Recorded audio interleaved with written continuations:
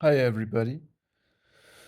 I feel I can try to simplify narcissistic abuse again because with healing and understanding comes simplification, and with dopamine detox comes clarity.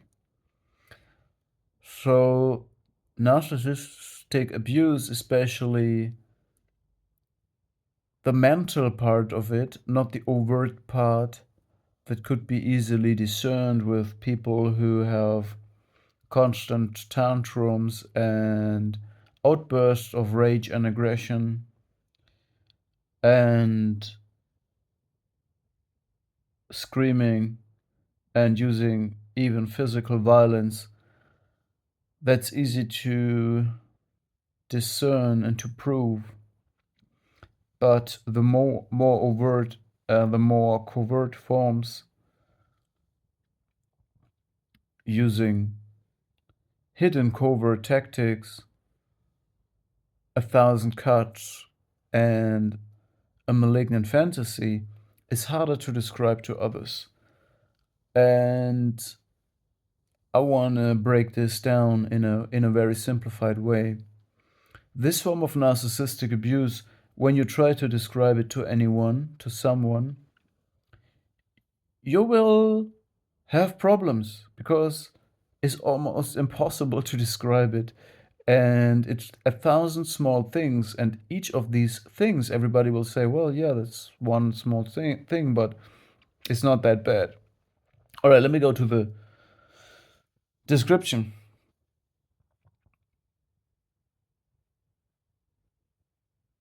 What has to happen first is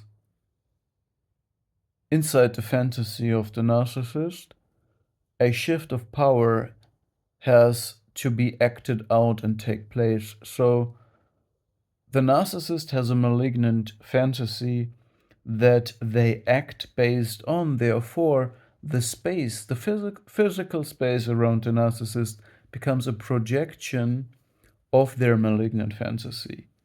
Inside the malignant fantasy, people are internalized objects that are reduced objects, idealized or devalued. They are just crippled, malignant fantasy parts of the narcissist, not real people, and the narcissist exclusively acts based on them. So they don't interact with you, they interact with their crippled version of you. And this creates this malignant fantasy space around the narcissist. And when you are blind to that, or you not change it, you don't challenge the narcissist, you don't cut off the head of the snake, then it will grow. It will grow. It will get bigger. It will become a dragon. Meaning, when you're blind to the problem or you're unable to enforce respect and insist on your boundaries and your humanity, because the narcissist is not a human being and does not see you as a human being. When we speak about empathy, love, loving kindness, forgiveness, if we count this into a human being, then he is not. And he does not see you as that. All right? So, this malignant fantasy metastasizes to into society. It even leaves the limits of the cult because first it will be validated inside the cult by enablers, um, and people yeah, enablers basically, and also victims of the cult who are who are coerced through fear and manipulation strategies, anger.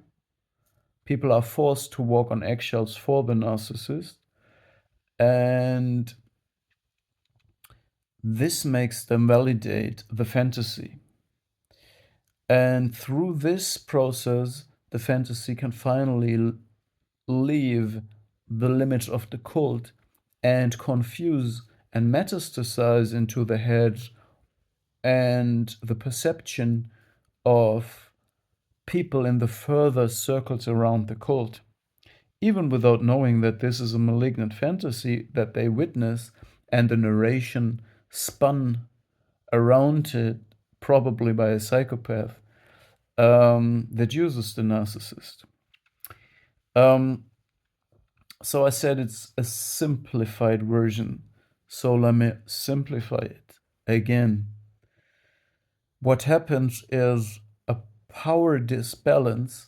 Power hierarchy reality is distorted via the malignant shared fantasy, via the malignant pathological fantasy, delusional fantasy of the narcissist, and it is enhanced through the coercion and the validation inside the cult, and then it spreads and metastasizes into further circles, meaning a fantasy is a malignant cancer-like fantasies growing outside around the narcissist and can start to confuse even people who are far outside of the cult.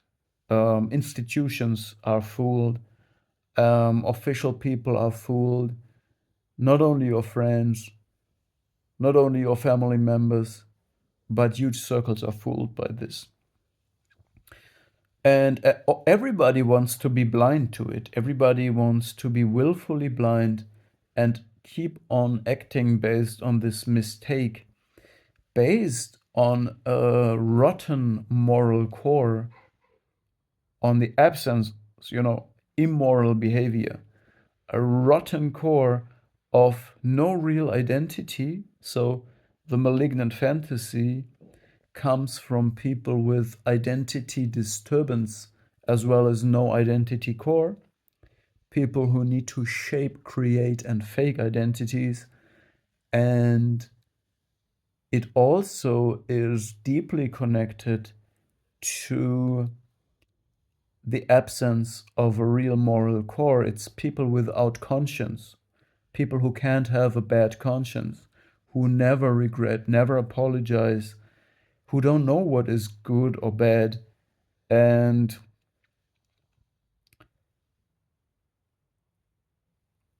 who are basically not participating in reality. No identity, no reality, no moral core. And of course, in many cases, sadism, meaning inverted joy for a person who has negative self-esteem. Now,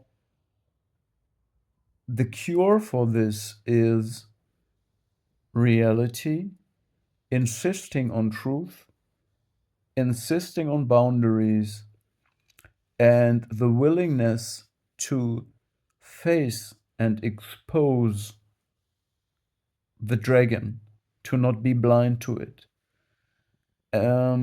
This is a process with one disadvantage. You, as the hero of this story, the black sheep, the person who sees, you are alone. But your advantage is that truth and reality is on your side. Therefore, you can only win. Because truth and reality is the only thing that persists. It just takes some time to dissolve the poison, the lies, the false narration, and the orchestrated blindness of the cult.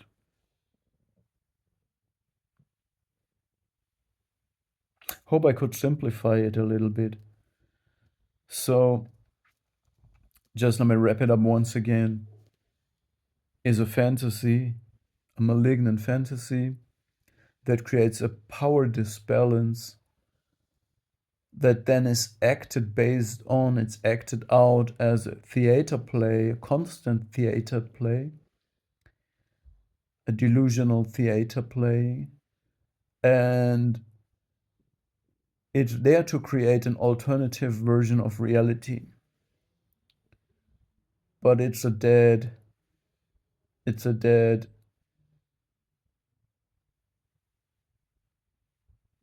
end. It's not alive. It's not able to live and sustain itself, right?